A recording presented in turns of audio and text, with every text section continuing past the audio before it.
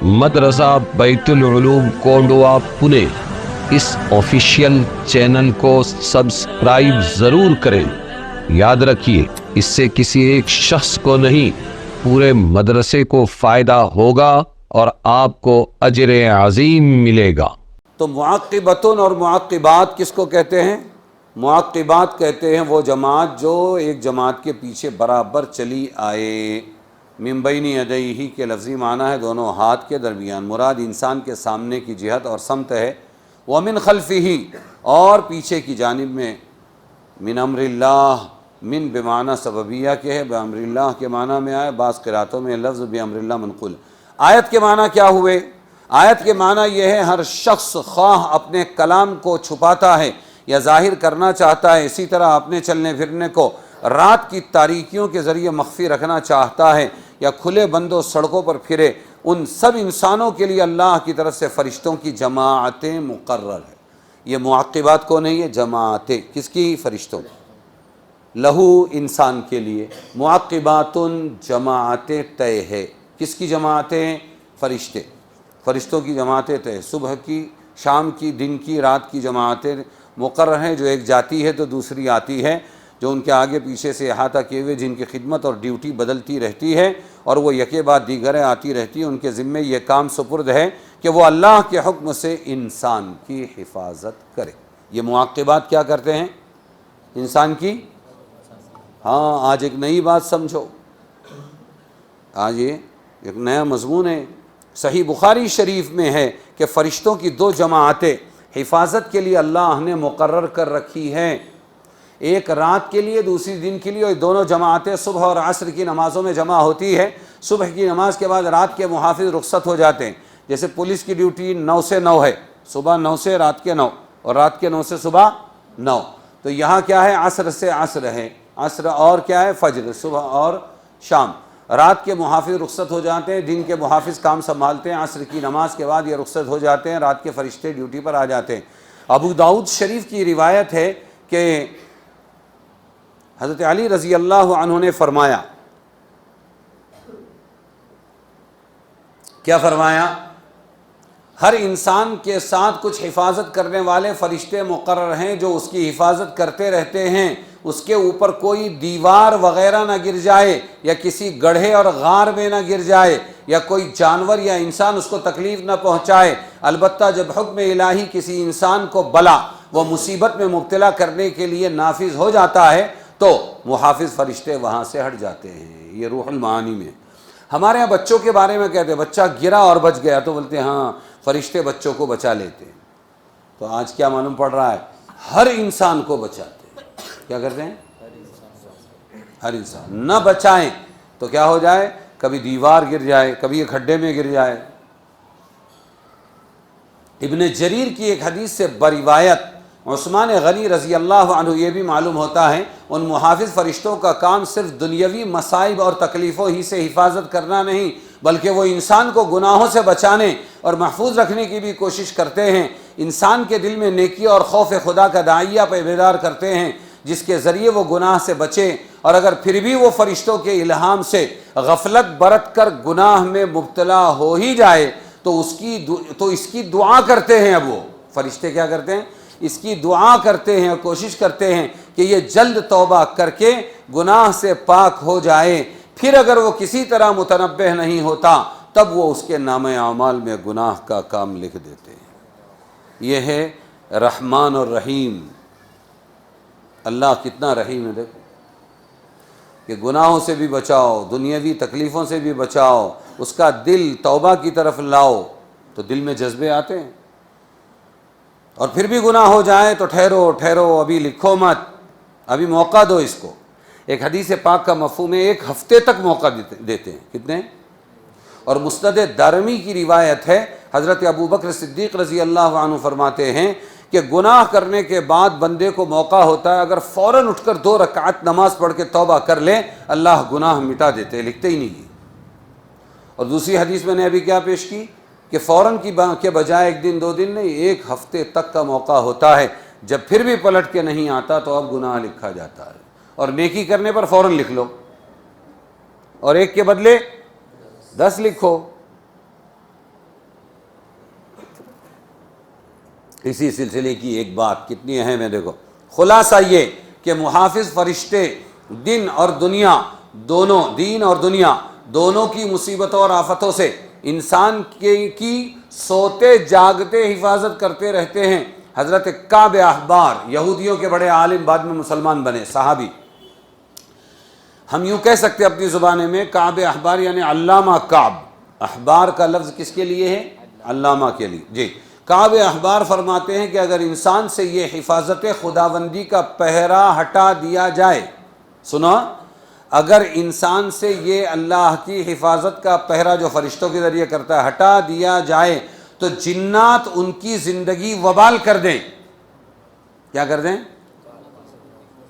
ہاں، جنات ان کی زندگی وبال کر دیں، لیکن یہ سب حفاظتی ہاں تو یہ سمجھ میں آیا؟ اب اس کو پورا کر کے ایک بات بولتا ہوں، لیکن یہ سب حفاظتی پہرے اسی وقت تک کام کرتے ہیں جب تک تقدیر الہی ان کی حفاظت کی اجازت دیتی ہے، اور جب اللہ تعالی ہی کسی بندے کو مبتلا کرنا چاہیں تو یہ حفاظتی پہرا ہٹ جاتا ہے، پھر ایکسیڈنٹ ہو جاتا ہے، پھر موت ہو جاتی ہے۔ سمجھ میں آیا؟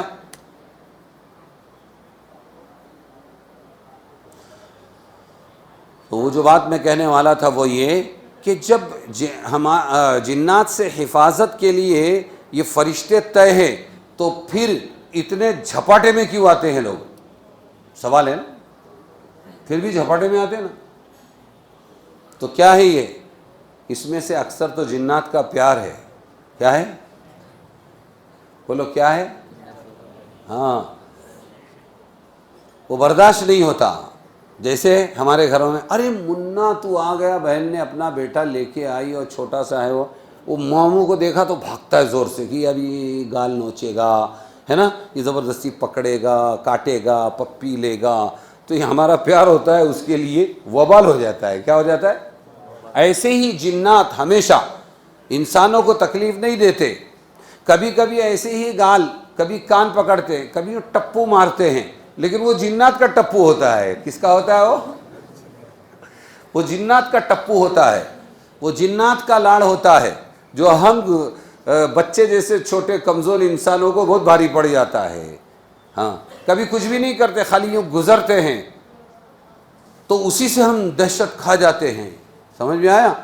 اور بولتے ہیں کہ بھائی اس کو ہوا مار گئی، اور کیا کہتے ہیں کہ یہ جھپاٹے میں آ گیا۔ کیا آ گیا؟ ہاں، ورنہ اللہ تبارک و تعالی یہ معاقبات کے ذریعے فرشتے لگا رکھا ہے، ان کے ذریعے ہماری دنیا کی اور آخرت کی مصیبتوں سے حفاظت کرتے رہتے ہیں۔ سمجھ بھی آئے؟ اور صرف دنیا کی مصیبتوں سے نہیں بلکہ ہم کو گناہوں سے بھی بچانے کی کوشش کرتے ہیں۔ اب آگے آیت ہے ان اللہ لا یغیر ما بقوم حتی یغیروا ما بانفسہم وَإِذَا أَرَادَ اللَّهُ بِقَوْمٍ سُوءًا فَلَا مَرَدَّ لَهُ وَمَا لَهُم مِّن دُونِهِ مِّن وَالٍ، یعنی اللہ تعالیٰ کسی قوم کی حالت امن و عافیت کو آفت و مصیبت میں کب تک نہیں بدلتا؟ اس وقت تک نہیں جب تک وہ قوم خود ہی اپنے اعمال و احوال کو برائی فساد میں تبدیل نہ کر لے، اور جب وہ اپنے حالات کو سرکشی اور نافرمانی سے بدلتی ہے تو اللہ تعالیٰ بھی اپنا طرز بدل دیتے۔ کب تک حفاظت کرتے ہیں اللہ؟ معاقبات کے ذریعے، فرشتوں کے ذریعے، جب تک کہ یہ بالکل آخری باؤنڈری پر نہ پہنچ جائے کہ اب سدھرنے کا ہی نام نہیں لیتا، کوئی خیر قبول نہیں کرتا، تو پھر اللہ تعالیٰ اب وہ فرشتوں کو روک لیتے ہیں اور پھر یہ مصیبت کا شکار ہو جاتا ہے، گمراہ ہو جاتا ہے، گناہ میں پڑ جاتا ہے، تو اللہ تعالیٰ بھی اپنا طرز بدل دیتے ہیں۔ اور یہ ظاہر ہے کہ جب اللہ تعالیٰ ہی کسی کا برا چاہیں اور عذاب دینا چاہیں تو نہ پھر کوئی اس کو ٹال سکتا ہے، نہ کوئی حکم ربانی کے خلاف ان کی مدد کر سکتا ہے۔ سمجھ میں آیا؟ اب اس کا حاصل سمجھ لو۔ حاصل یہ ہے کہ اللہ جل شانہ کی طرف سے انسانوں کی حفاظت کے لیے فرشتوں کا پہرا لگا رہتا ہے، لیکن جب کوئی قوم اللہ تعالیٰ کی نعمتوں کا شکر اور اس کی اطاعت چھوڑ کر بد عملی، بد کرداری، سرکشی ہی اختیار کر لے تو اللہ تعالیٰ بھی اپنا حفاظتی پہرا اٹھا لیتے ہیں، پھر اللہ تعالیٰ کا قہر، عذاب ان پر نہ آتا ہے جس سے بچنے کی کوئی صورت نہیں رہتی۔ اب اس آیت کو آپ پھر سے سمجھیں۔ ہمارے یہاں اس آیت کو ایک ہی مفہوم میں استعمال کیا جا رہا ہے، خدا نے آج تک اس قوم کی حالت نہیں بدلی، نہ ہو جس کو خیال خود اپنی حالت کے بدلنے کا۔ یہ آیت پڑھتے ہیں، ترجمہ سناتے، یہ شعر بھی مارتے ہیں۔ ہے نا، جس کا مطلب یہ نکلا کہ اپنے اچھے انقلاب کے لیے اپنے حالات کو درست کرنا خود انسان نے سوچنا چاہیے۔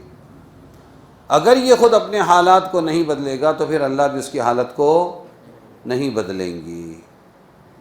یہ لوگوں نے عام طور پہ اس آیت سے سمجھا، اور ابھی جو آپ نے مفہوم سنا وہ کیا ہے؟ اللہ حفاظت کا بندوبست دینی دنیاوی جسمانی روحانی دنیا آخرت کی اس وقت تک کرتے ہیں، معقبات فرشتوں کے ذریعے اس وقت تک کرتے رہتے ہیں جب تک کہ یہ خود ہی ہٹ دھرم بن کر حفاظت نہ قبول کرنے کا طے نہ کر لے۔ جب یہ اسی کو ضرورت باقی نہیں رہتی تو پھر اللہ تعالیٰ اپنی حفاظت کے دستے اس سے روک دیتے ہیں۔ اس آیت کا اصل مفہوم یہ ہے۔ لیکن یہ ہے کہ وہ جو لوگ اس آیت کا مفہوم بیان کر رہے ہیں کہ بھائی اگر تم کو اللہ کی کچھ مدد چاہیے تو تم اپنی حالت کو بدلو تو اللہ تمہاری حالت بدلے گا، وہ بھی اپنی جگہ صحیح ہے۔ سمجھ میں آیا؟ کیوں؟ اس لیے صحیح ہے وہ کہ ایسا کبھی نہیں ہوگا کہ بندہ کوشش تو خود نہ کرے کچھ بھی اور امید انعام کی رکھے۔ یہ فریبی ہے، خود فریبی، اپنے آپ کو دھوکہ دینا ہے، میں تو کچھ نہیں کروں گا اور اللہ کو بدلنے کا ہے تو اللہ میری حالت بدلے گا۔ بالکل نہیں، آپ کو کچھ کر کے دکھانا پڑے گا، توفیق اللہ ہی دیں گے لیکن کچھ کر کے دکھانا پڑے گا تو اللہ تعالیٰ پھر آپ کی حالت کو بھی بدلیں گے۔ بات سمجھے کہ نہیں؟ اور اگر کوئی ایسا کرتا ہے کہ وہ بیچارہ اپنی حالت کو بالکل نہیں بدلتا اور انتظار میں ہے کہ اللہ کی مدد آئے گی تو یہ خود فریبی ہے، اپنے آپ کو دھوکہ دینا ہے۔